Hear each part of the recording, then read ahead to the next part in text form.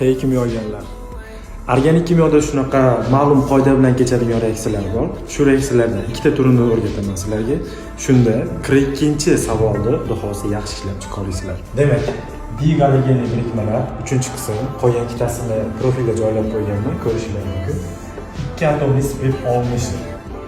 Demak, galogenimiz ikkita galogen har xil uglerodda joylashgan bo'lishi kerak, bitta uglerodga joylashmagan bo'lishi kerak. Har xil, ketma-ket yoki bir-biridan uzoq holatda. Unga kaliy gidroksidni suvli eritmasi, imенно suvli eritma deymiz. Ta'sir ettirgan paytimizda galogen turgan joylar OH ga almashinib split hosil bo'ladi. 2 atomli split yoki diollar deyiladi va kaliy xlor chiqadi. Qo'shimcha sifatda aytib o'tmoqchiman. Kaliy gidroksidni suvli eritmasdan tashqari natriy gidroksidni suvli eritmasi bo'lishi mumkin yoki oddiygina qilib suv bilan gidroliz qilindi deb ham aytilishi mumkin.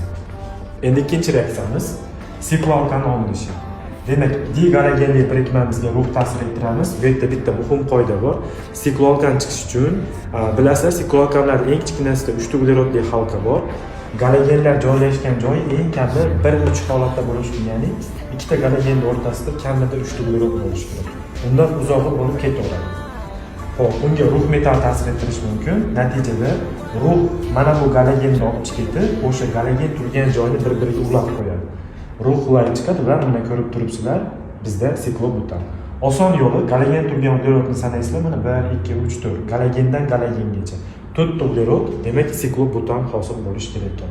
Mana bu joyda ruhdan tashqari ba'zan magniy metal kelishi mumkin. Undan tashqari yana imенно siklobutan olish uchun litiyning simobli amalgamasi ham ishtirok etishi mumkin.